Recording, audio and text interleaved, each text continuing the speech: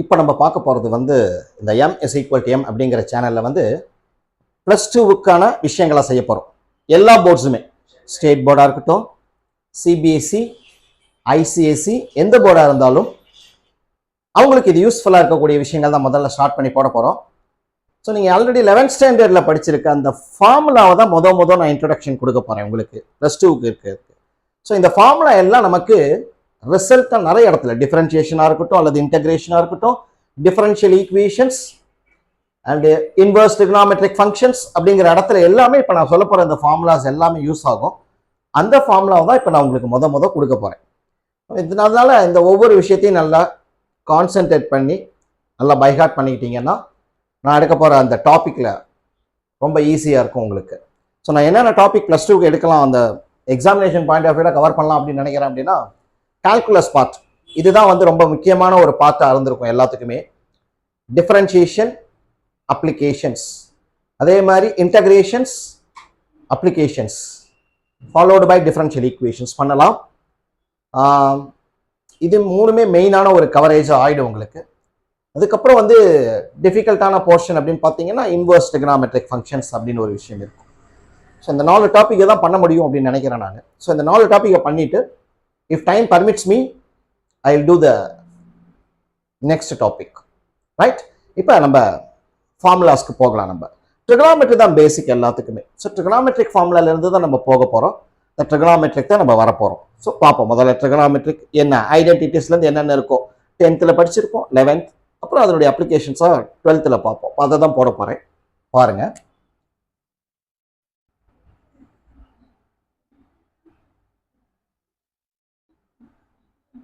So ABC தான் triangle. இந்த இடத்துல ஆங்கிள் தீட்டா எடுத்துப்போம். இது 90 degree. So this side is hypotenuse, this is opposite to theta, opposite side எதிர்பக்கம். இது அட்ஜசன்ட் சைடு, கர்ணம் அப்படின்னு சொல்லுவாங்க. இந்த ரேஷியோஸ்க்கான ஃபார்முலா தான் நம்ம ஏற்கனவே பார்த்துருக்கோம். 10th ஸ்டாண்டர்ட்லேருந்தே படிச்சுட்டு இருக்கனால இது ரொம்ப ஈஸியாக தான் இருக்கும். ஸோ சைன் தீட்டா அப்படின்னு எடுத்துட்டீங்க அப்படின்னா என்ன வரும்னுக்கு ஆப்போசிட் பை ஹைபாட்டினியூஸ். தமிழில் சொன்னீங்கன்னா எதிர்பக்கம் பை கர்ணம். Cos theta adjacent side by hypotenuse, அடுத்துள்ள பக்கம் பை கர்ணம் அப்படின்னு சொல்லுவாங்க. அடுத்தது tan தீட்டா. tan தீட்டா அப்படின்னா opposite side by adjacent side, எதிர்பக்கம் பை அடுத்துள்ள பக்கம் அப்படின்னு சொல்லுவாங்க. அடுத்தது ரெசிப்ரோக்கல்ஸ் ரேஷியோ, காட் தீட்டா அப்படிங்கிறது 1/tan தீட்டா.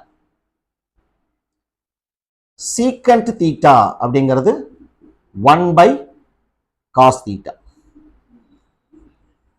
கொசீக்கன் தீட்டா அப்படிங்கிறது 1/sin தீட்டா.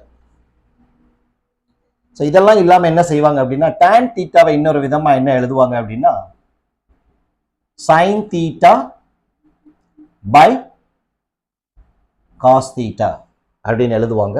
ஸோ அதே மாதிரி cot தீட்டா அப்படின்னு வரும்போது அதை ஸோ டேனோட ரெசிப்ரோக்கல் அப்படிங்கிறதுனால cos theta by sine theta அப்படின்னு சொல்லுவாங்க. இதெல்லாம் எப்படி ரேஷியோஸ் எழுதுறது அப்படிங்கிறதுக்கான ஒரு விஷயம். ஸோ சைன் அப்படிங்கிறது எப்பயுமே வந்து வெர்டிக்கல் ஐடென்டிட்டி, வெர்டிக்கல் சைடுக்கான விஷயங்களை குறிக்கும். காஸ் அப்படிங்கிறது ஹரிசாண்டல் வேல்யூஸை குறிக்கும் அப்படிங்கிறதுக்கு தான் நம்ம எடுத்துப்போம். அடுத்ததா இப்போ இதனோட பேசிக் ஐடென்டிட்டிஸ் இருக்கும். For all real values of theta sine square theta plus cos square theta is equal to 1. இது ஒரு ஐடென்டிட்டி. இதுல இருந்து சப்பா நிறைய ஐடென்டிட்டி எழுதுவோம். நம்ம என்ன எழுதுவோம், சைன் ஸ்கொயர் தீட்டா தேவை அப்படின்னா அதை 1 - காஸ் ஸ்கொயர் தீட்டான்னு எழுதுவோம். காஸ் ஸ்கொயர் தீட்டா வேணும் அப்படின்னா அதை 1 - சைன் ஸ்கொயர் தீட்டா அப்படின்னு எழுதுவோம். ஸோ இது ஒரு ஐடென்டிட்டி. அடுத்த identity 1 + tan square theta is equal to சீக்கன் ஸ்கொயர் தீட்டா அப்படிங்கிற ஐடென்டிட்டி. இதுவும் ரொம்ப யூஸ்ஃபுல்லான ஐடென்டிட்டி தான். இந்த இன்டகிரேஷன்ஸ்க்கெல்லாம் ரொம்ப யூஸ்ஃபுல்லாக இருக்கும். அடுத்தது இதுல இருந்து என்னென்ன கொண்டு வரலாம் அப்படின்னு பாருங்க. சீக்கன் ஸ்கொயர் தீட்டா, இந்த +1 அந்த சைடு எடுத்துட்டு போயிடுங்க, -1 கிடைக்கும். இப்போ அதனுடைய வேல்யூ என்னன்னு எழுதலாம், நான் tan ஸ்கொயர் தீட்டா அப்படின்னு எழுதலாம். அடுத்தது இந்த tan ஸ்கொயர் தீட்டா அந்த பக்கம் எடுத்துட்டு போயிட்டீங்கன்னா சீக்கன் square theta minus tan square theta is equal to 1 அப்படிங்கிறது ஒரு ஐடென்டிட்டியில் சப் ரிசல்ட்ஸாக வரும். ஸோ ஆல்ரெடி பார்த்தீங்கன்னா இதெல்லாம் பேசிக், இது ஒரு ஐடென்டிட்டி ரிசல்ட், இது ஒரு ஐடென்டிட்டி ரிசல்ட். இதெல்லாம் நீங்கள் காப்பி பண்ணி வச்சுக்கோங்க. அடுத்தது 1 + cot square theta is equal to கொசீக்கன் square theta. அதே மாதிரி என்னென்ன செய்யலாம் அப்படின்னா கொசீக்கன் square theta -1 is equal to cot square theta அப்படின்னு எழுதிடலாம். அடுத்தது கொசீக்கன் square theta -cot square theta is equal to 1 அப்படின்னு எழுதிக்கலாம். இதெல்லாம் நீங்கள் 10th ஸ்டாண்டர்ட்லேயே படிச்சிருக்க ஐடென்டிட்டியாக இருக்கும். அதனுடைய பேசிக்கில் இருக்கக்கூடிய விஷயங்களை இப்போ நான் கொடுத்துருக்கேன். ஸோ இப்போ இது ஓகே தான் நினைக்கிறேன். இதுக்கு அடுத்தது 11th and 12th 11th என்னெல்லாம் படிச்சிருப்பீங்க அந்த ட்ரிகனாமெட்ரியில், இதெல்லாம் 10th வரைக்கும் இருக்கக்கூடிய விஷயங்கள் இப்போ நம்ம கொடுத்துருக்கிறது. பட் இதையும் ஞாபகம் வச்சுக்கணும். இப்போ நான் 11th நீங்கள் என்னெல்லாம் படிச்சிருக்கீங்களோ அதுதான் கொடுக்க போகிறேன். ரொம்ப இம்பார்ட்டண்ட்டான ஏரியாவான விஷயம் அது. ஸோ அதை ஞாபகம் வச்சுக்கோங்க. இப்போ 11th ஸ்டாண்டர்டுக்கான என்னென்ன விஷயங்கள் ஞாபகம் வச்சுக்கணும் அப்படிங்கிறது பாருங்க. sin of a plus b is equal to sin a cos b plus cos a sin b. இது வரணும். sin of a plus b. அடுத்தது sin of a minus b is equal to sin a cos b minus cos a sin b அப்படிங்கிறது கிடைக்கும். So இந்த formula தெரிஞ்சுக்கணும். sin of a plus b எப்படி வந்தது, sin of a minus b ஒன்றும் இல்லை, plus வரும்போது ப்ளஸ் வந்துடும், இந்த இடத்துல மைனஸ் வரும்போது மைனஸ், ஒரே டேர்ம் தான் மற்றது எல்லாமே. இப்படி ஞாபகம் வச்சுக்கணும். இப்போ இதுல இருந்து நான் இன்டகிரேஷன்ல சப்ஸ்டிடியூஷனுக்கு அப்படின்னு போவோம். இன்டகிரேஷன்ல ஒரு மெத்தட் இருக்கும், இதை சப்ஸ்டிடியூட். அப்போ இது எப்படி யூஸ் பண்றது அப்படின்னு சொல்லி பாருங்க. இப்போ இந்த sin of a plus b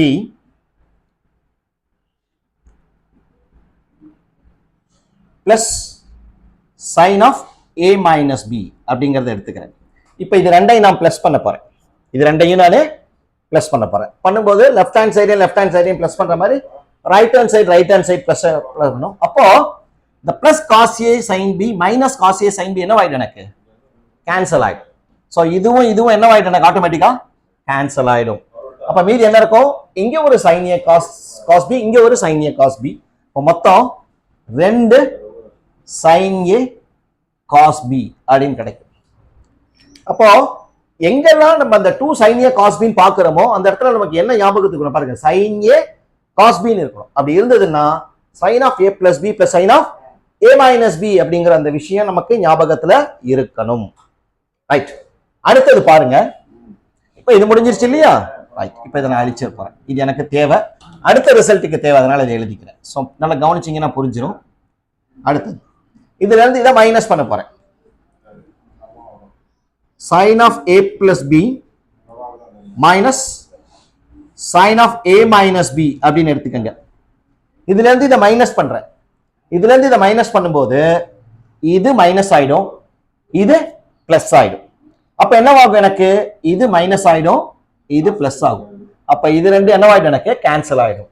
இப்ப இங்க ஒரு cos a sin b, இங்க ஒரு cos a sin b plus. அப்ப என்ன வரும், எனக்கு 2 cos a sin b அப்படின்னு கிடைக்கும். ஸோ இது வந்து நமக்கு வந்து ரொம்ப ரொம்ப முக்கியமான விஷயம். இன்டகிரேஷன்ல நமக்கு யூஸ்ஃபுல்லான ஒரு ரிசல்ட்டை கொடுக்கும். அதுக்காக இதை எழுதியிருக்கோம்.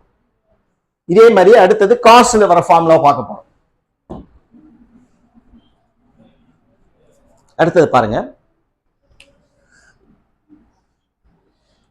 cos of a plus b is equal to cos a cos b minus sin a sin b அப்படின்னு கிடைக்கும்.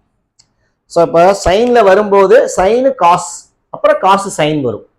காஸ்ல வரும்போது ரெண்டுமே காஸ் வரும், அடுத்தது சைன் வரும். ஒரே விஷயம், காஸ்ல இங்க பிளஸ் வரும்போது இங்க மைனஸ் வந்துடும், இங்க மைனஸ் வரும்போது அங்க பிளஸ் வரும். அவ்வளவுதான் விஷயம், வித்தியாசம். So cos of a minus b அப்படின்னு எடுத்துட்டீங்கன்னா என்ன வரும், எனக்கு cos a cos b plus sine a sine b அப்படின்னு கிடைக்கும். ஸோ நீங்கள் ப்ளஸ் டூவில் உங்களுக்கு எதெல்லாம் அப்ளை ஆகுமோ, எதெல்லாம் யூஸ்ஃபுல்லாக இருக்குமோ அதை மட்டும்தான் உங்களுக்கு நான் 11th இருந்து கொடுக்க போகிறேன். அதனால் நீங்கள் என்ன ஃபார்முலாவாக இருக்குது அப்படிங்கிற மாதிரிலாம் திங்க் பண்ணாமல் இதை ஞாபகம் வச்சுட்டீங்க அப்படின்னா நம்ம அந்த இம்பார்ட்டண்ட்டாக எடுக்க போகிற விஷயங்களை ஞாபகம் இருக்கும், அதுக்கான விஷயங்களை மட்டும்தான் உங்களுக்கு நான் கொடுக்குறேன். ரைட், இப்போ இது ரெண்டையும் நான் ப்ளஸ் பண்ண போகிறேன். cos of a plus b plus cos of a minus b. So இதையும் ப்ளஸ் பண்ணும்போது ஆட்டோமேட்டிக்காக இது என்னவாயிடும், எனக்கு கேன்சல் ஆகிடும். ஏன்னா இது மைனஸ் இது ப்ளஸ் இது கேன்சல் ஆகிடுச்சுன்னா என்ன வரும், எனக்கு 2 cos a cos b கிடைக்கும். வந்துருச்சு. அடுத்தது என்ன செய்யணும்னு பாருங்க, கீழே இருந்து மேலே மைனஸ் பண்ணணும். இப்போ cos of a minus b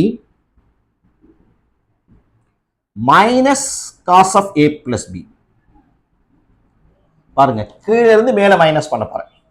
அப்ப என்ன வரும், இதுல இருந்து இதை மைனஸ் பண்ணும்போது இது மைனஸ் ஆயிடும், இது பிளஸ் ஆயிடும். அப்ப இது ரெண்டு எனக்கு கேன்சல் ஆயிடும். 2 sin a sin b கிடைக்கும்.